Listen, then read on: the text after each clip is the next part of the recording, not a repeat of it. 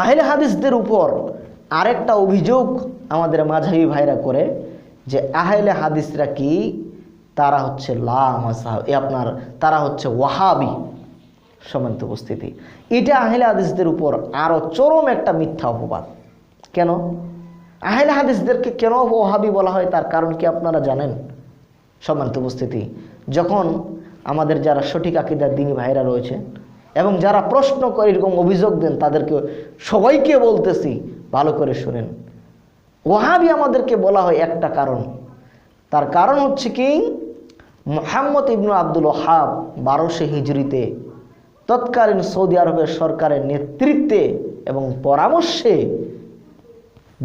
Saudi আরবে যে শিরিক পূজা, মাজার পূজা, কবর পূজা হতো, পীর পূজা হতো, গাছ পূজা হতো, মাছ পূজা হতো, আমাদের বাংলাদেশে যেমন এখনটা চলতেছে ঠিক সৌদি আরবে এরকমটা হতো। কিন্তু মুহাম্মদ ইবনুল আব্দুল ওয়াহাব রহমতুল্লাহ আলাই তিনি আল্লাহ রাসূলের একটা হাদিসের উপর আমল করলেন। সেটা কি? 2287 নম্বর হাদিস, আপনার সহিহ মুসলিমে আসছে কিতাবুজ জানাজা অধ্যায়ে। আলী রাদিয়াল্লাহু তাআলা বলছেন যে আল্লাহ রাসূল সাল্লাল্লাহু আলাইহি ওয়াসাল্লাম আমাকে বললেন, আলী লা তামসালান ইল্লা তামাস্তুহা, তুমি ছাড়বে না কোনো ছবি মূর্তি, সবগুলোকে ভেঙে খান খান করে দিবে। লা ওয়ালা কুবরান মুশরিফান ইল্লা সাইতুহা, তুমি ছাড়বে না কোনো উঁচু কবর, সবগুলোকে সমান করে দিবে। এই যে মুহাম্মদ ইবনে আব্দুল ওয়াহাব রহমতুল্লাহ আলাইহি তিনি কি করলেন? রাসূল সাল্লাল্লাহু আলাইহি ওয়াসাল্লামের এই হাদিসটার উপরে আমল করলেন। অর্থাৎ সৌদি আরবের যিনি সরকার ছিলেন তাকে পরামর্শ দিলেন যে আল্লাহ রাসূল বলেছেন কোনো উঁচু কবর থাকতে পারবে না, অতএব যত মাজার রয়েছে সবগুলোকে ভাঙতে হবে। সেটা যার মাজারই হোক না কেন, যারই হোক না কেন, সমস্ত উঁচু কবর, সমস্ত ছবি মূর্তি, সমস্ত পীর পূজা, সমস্ত দরগা পূজা, খানকা পূজা, মাছ পূজা, গাছ পূজা, সবগুলোকে ভেঙে খান খান করে দিতে হবে। তাহলে তিনি এই কাজ করার কারণে আমরা তাকে ওয়াহাবি বলতেছি। সম্মানিত উপস্থিতি, এইখানে দেখেন আমাদেরকে ওয়াহাবি যে বলা হলো, কটাক্ষ করা হলো, কেন করা হলো? তাহলে আল্লাহ রাসূলের হাদিস অনুযায়ী আমল করার কারণে। কিন্তু এখানে তাদের একটা ভুল হয়ে গেছে ওয়াহাবি বলার কারণে। সেটা কি? আপনার মূর্তি ভাঙলো, কবর ভাঙলো, মাজার ভাঙলো মুহাম্মদ ইবনে আব্দুল ওয়াহাব, আর নাম আমাদেরকে মুহাম্মদি না বলে বলা হলো কি? ওয়াহাবি।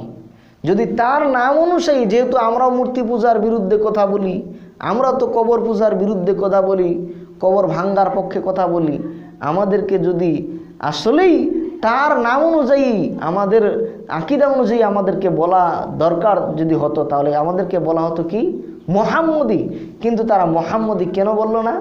দেখতেছে যদি আমরা এদেরকে মুহাম্মদি বলি তাহলে তো আল্লাহ রাসূলের নামের সাথে মিলে যায়, মানুষ আমাদেরকে ধোঁকাবাজ বলবে, তো ঠিকই তো, মুহাম্মদি তো ভালো জিনিস।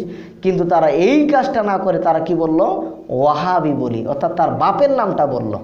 সম্মানিত উপস্থিতি, হওয়ার কথা ছিল মুহাম্মদি, কিন্তু আমাদেরকে কি বলল? ওয়াহাবি নাম দিল তার বাপের নাম অনুযায়ী। তার এখানে ওয়াহাবি বলে আমাদের একটা ভালো কাজই করেছে। কেমন একটা ভালো কাজ? সেটা কি? ওয়াহাবি, ওয়াহাব আল্লাহ সুবহানাহু ওয়া তাআলার একটা নাম। সূরা আলে ইমরানের 108 নম্বর আয়াতে আপনি দেখবেন আল্লাহ সুবহানাহু ওয়া তাআলা সেখানে বলছে, ইন্নাকা আনতাল ওয়াহাব, নিশ্চয়ই আল্লাহ সুবহানাহু ওয়া তাআলা, অর্থাৎ আল্লাহ তাআলা দাতা। তাহলে আমাদেরকে কি বলা হচ্ছে? ওয়াহাবি, অর্থাৎ মানে আমরা আল্লাহর দল। এটা তাদের একটা ভুল হয়ে গেছে। গালি দিতে গিয়ে দেখা যাচ্ছে কি আমাদেরকে আল্লাহর দলের মধ্যে ফেলে দিচ্ছে। এটা তো ভালো জিনিস, খারাপ নয়। কিন্তু এখানে আরও একটা ভুল রয়েছে। সম্মানিত উপস্থিতি, ইতিহাস ঘেটে দেখা যায় যে মুহাম্মদ ইবনুল আব্দুল ওয়াহাব, অর্থাৎ এই মুহাম্মদ, তিনি মূর্তি পূজার বিরুদ্ধে ছিলেন, কবর পূজার বিরুদ্ধে ছিলেন, তিনি কবর ভাঙছেন। কিন্তু তার বাপ এর পক্ষে ছিলেন, মানে তার বাপ কবরের পক্ষে ছিল, কবরের পক্ষে ছিল। এই কারণে যখন মুহাম্মদ ইবনে আব্দুল ওয়াহাব কবর ভাঙা শুরু করেন, তখন তার বাপ আব্দুল ওয়াহাব তাকে বাড়ি থেকে বাইর করে দিয়েছিল। তাহলে বাড়ি থেকে বাইর করলো কে? আব্দুল ওয়াহাব। কি কারণে? তিনি মূর্তি পূজা, কবর পূজার পক্ষে ছিলেন। তাহলে আজকে যারা আমাদেরকে ওয়াহাবি গালি দিচ্ছে, এই গালিটা তাহলে কাদের লাগতেছে? যারা কবর পূজা করে, কবরের পক্ষে, তাদেরই। তাহলে নিজে নিজেদেরকে গালি দিচ্ছে, আমাদেরকে গালি না। মূলত তারা ওহাবি ওহাবি বলতেছে আমাদেরকে বললে বলতে হতো আমরা মুহাম্মদি, কিন্তু তারা আমাদেরকে মুহাম্মদি না বলছে, নিজেদের নামটাই প্রকাশ করলো। শয়তান যে একটা কাজ করলে ভুল থাকে তাদের মধ্যে, এটাই হচ্ছে তার প্রমাণ। আল্লাহ সুবহানাহু ওয়া তাআলা আমাদেরকে বুঝার তৌফিক দান করুক বলে আমিন। সম্মানিত উপস্থিতি, আহলে হাদিসদের প্রতি আর একটা অভিযোগ